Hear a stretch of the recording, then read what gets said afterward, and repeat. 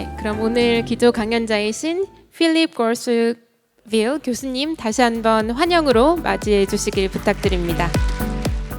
Thank you very much for having me there, and I'm sorry to disturb you early afternoon after the good lunch, but I'm very pleased to be there with you and to have the pleasure to be with the president and the former president of the Smart Water Grid Society. Before to start, I would like just to say that the Smart Water Grid Society is a quite unique example in the world, especially in the water innovation and the water technology. Is one of the unique society which is dedicated for promoting this technology innovation in the water sectors, and I'm very, very pleased to attend this event. And first of all, congratulations for having this event on a regular basis every year. I think my challenge is in 20 minutes, if I'm not wrong. I will try to keep it. What I would like to do today, and following what has been presented and mentioned during the roundtable, is to try to address a little bit the water challenges, and especially to talk about innovation. So innovation is one of the key problems. I would like just start to remind you some of the things that you know already. Some of the speakers in the roundtable mentioned already what are the challenges regarding the water problems. We know that we have more than 2 billion of people who still not have access to clean water for their daily life. So this is the current situation right now. There is also a lack of sanitation equipment. So this is the figures of what are the things currently observed in 2024. And we know that by 2030, we are supposed to achieve this objective for all the population of the world. So it means we have to invest, we have to deploy, we have to implement solutions to be on time in order to serve the population and to provide the expected services. If we look at the situation, so this is what is forecasted. The last report from the UN that has been published just a few weeks ago has just mentioned that we are still far behind regarding the implementation of the solution. If we don't increase the speed of implementation, we will be at least 4 times behind the target. So this is the current situation. If we don't move, faster, we will still have in 2030 1.6 billion lacking for safely managed drinking water. So we are just improving slightly the things by 500 million. You will tell me 500 million, this is significant, but still far from the objective.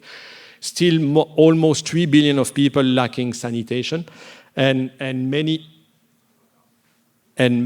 other risk regarding quality of water for the population. So right now, if we want to address the situation, we have to increase by 4 our pace of implementation of solution within the field. So this is really something which is extremely important. Why do we have, I think it's moving a bit too fast for me and not being, yes.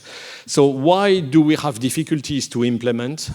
Just for a simple reason, because as you see, SDG number 6, which is targeting providing clean water and sanitation to the population, is the only SDG which is connected with all the other 16 remaining SDGs. So we have a huge complexity in the water sectors because we have this, I don't touch anything and the slides are moving by themselves, okay?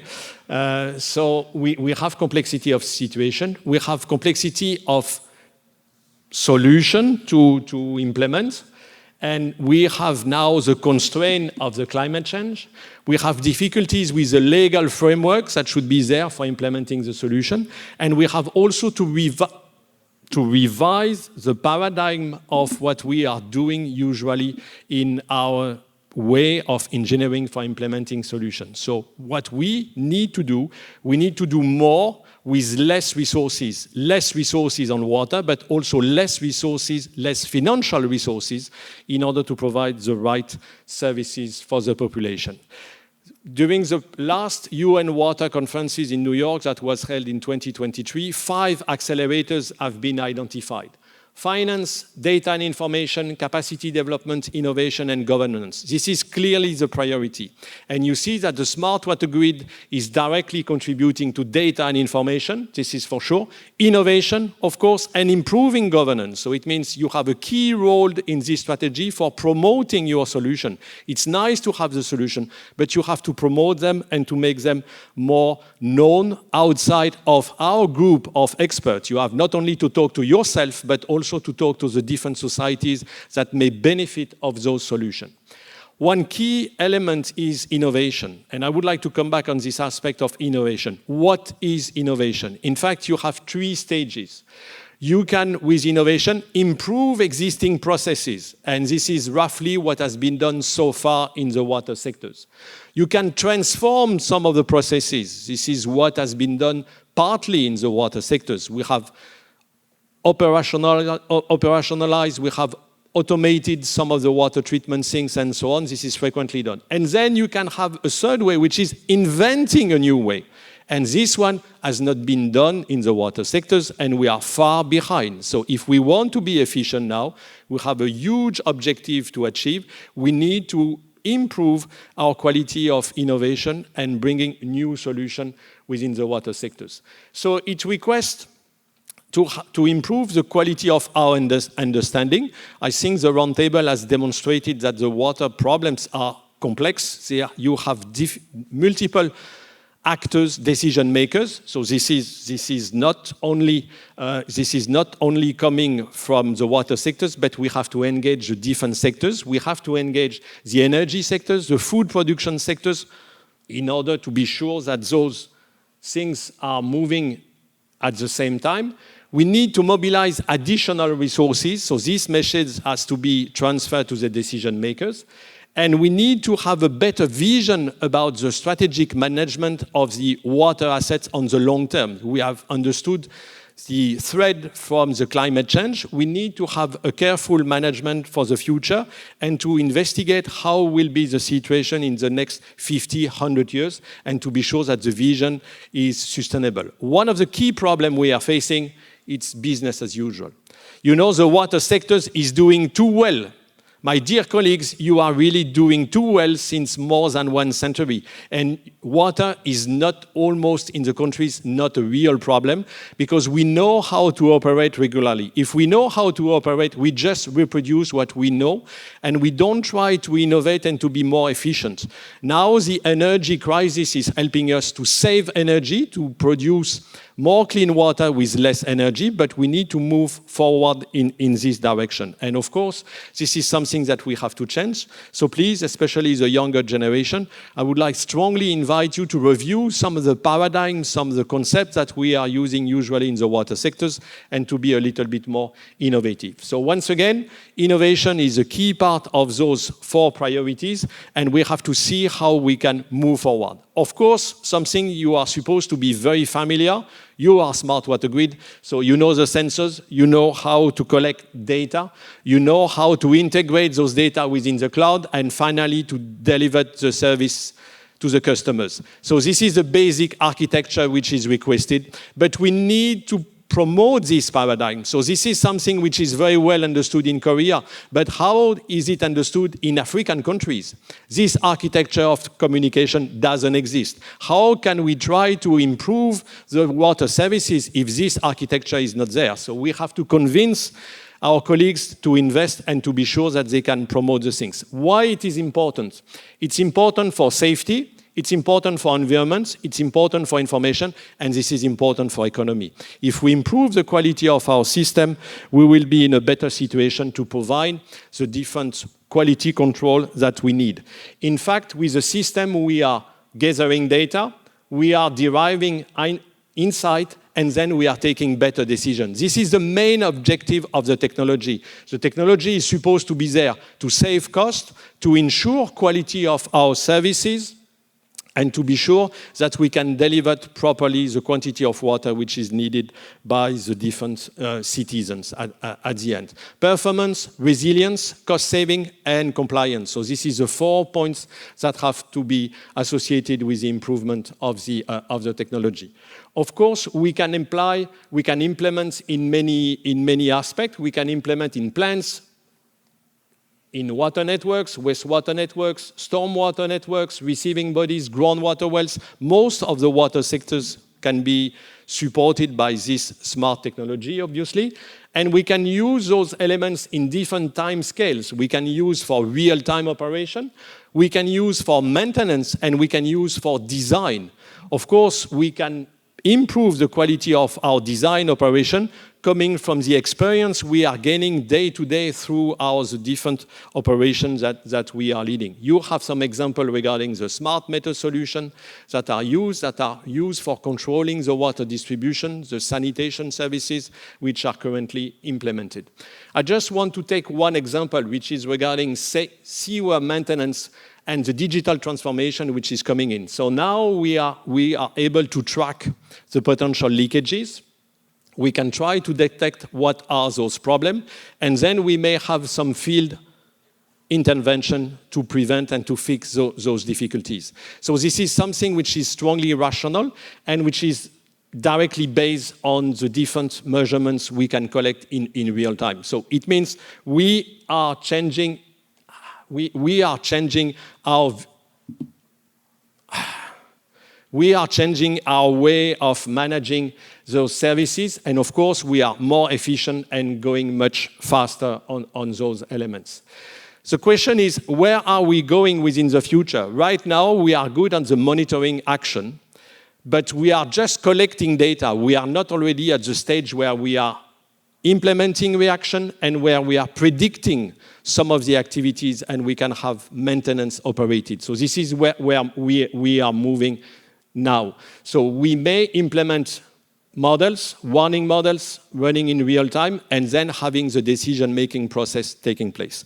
Within this strategy, we have to integrate the different aspects of the city and how we manage the different components of water. So this is asset management on the long term. I mean, can you do something, because the video, everything is moving alone, so it's... Okay, can you? Okay, so I don't touch it. And so then you can see we have to deploy the system all over the city to be sure that we are collecting the proper information on time to address the different issues that we have. At the same time, and it was mentioned by my colleague, we have this concept of digital twin, which is coming up.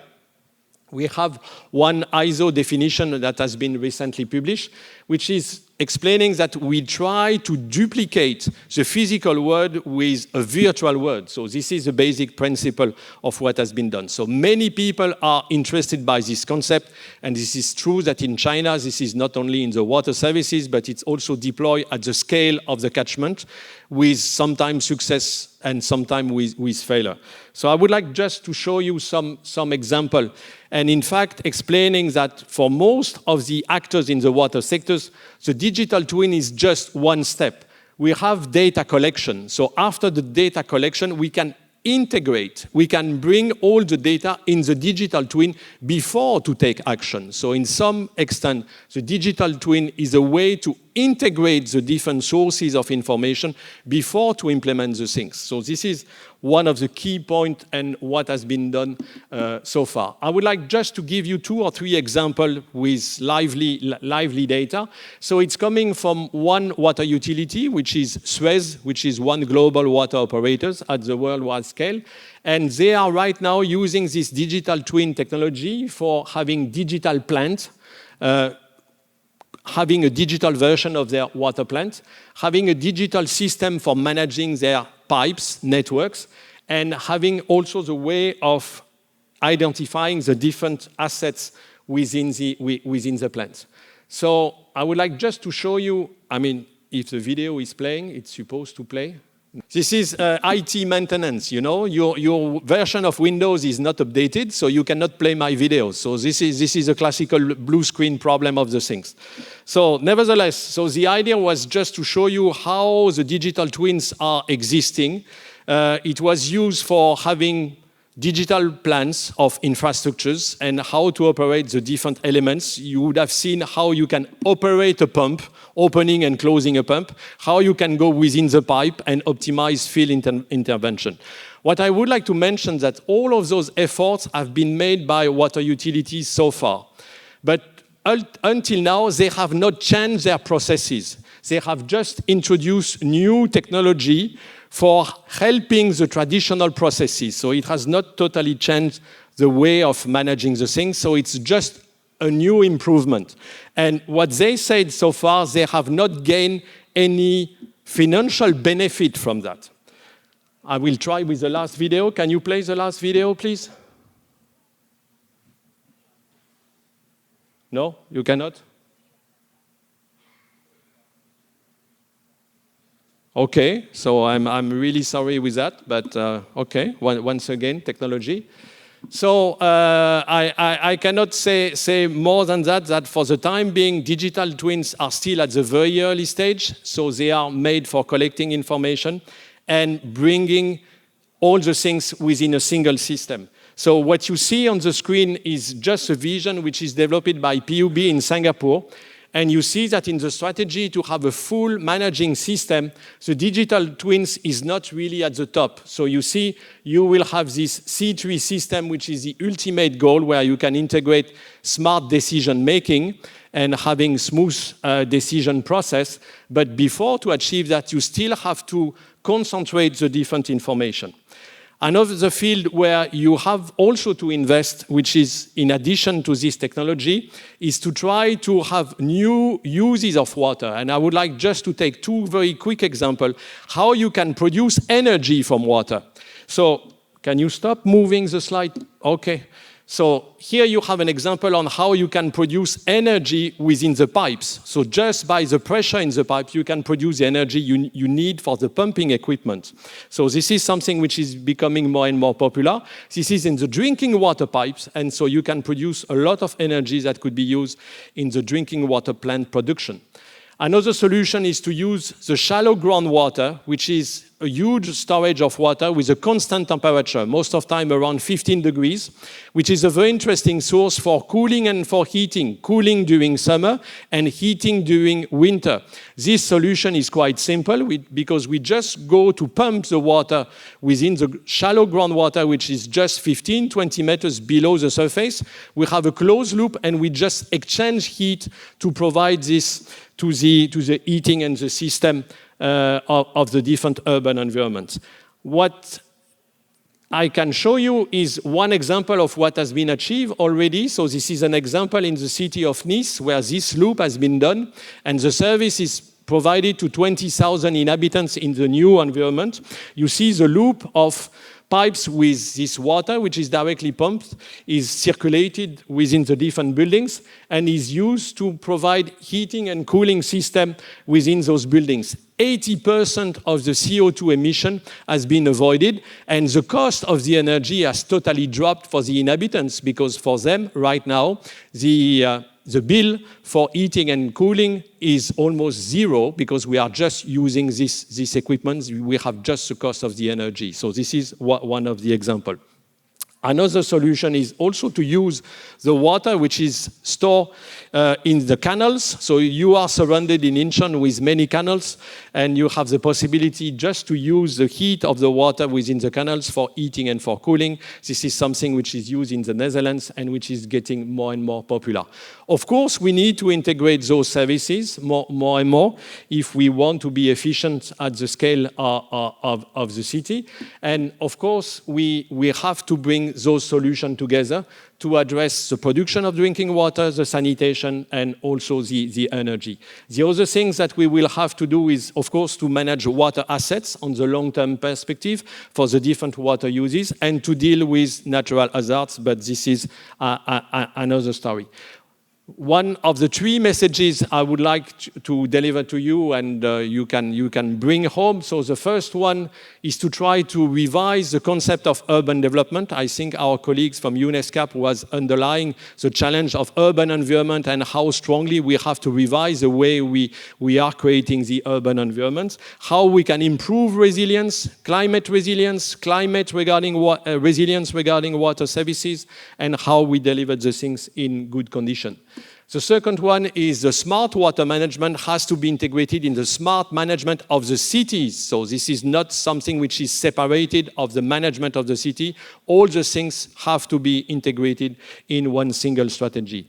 And third, which is extremely important, all of those elements can only work if you have a strong commitment from the local teams and the operating teams, and a full endorsement of the population regarding the strategy which is pushed forward. And I think this is something which is extremely important to underline. Technology is nice, but this is not the ultimate goal.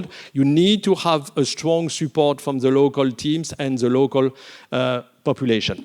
Before to conclude and to leave the floor, I would like just to mention that IHR, as I'm the president, we have the next World Congress that will be in June in Singapore next year, and I hope the Smart Water Grid Society will be participating, and I would like to invite you to attend because it will be strongly related to technology and climate change. The main theme of the Congress will be dedicated to coastal resilience and climate change. So I think you will find some session where you can participate, including the industrial sectors. And just to mention that in the strategic plan of IHR, we have 4 pillars dedicated to climate change, to water for energy transition, food security, nature, and improving resilience in improving resilience against water hazards and disasters. And we have a cross-cutting topic, which is digital transformation. So the Smart Water Grid Society is exactly fitting the objective of the society. And I hope that in the future, we will have the pleasure to get more contribution from the Smart Water Grid Society in our work to try to improve and to answer some of the water challenges. Thank you so much. And sorry for the technological challenges. Thank you.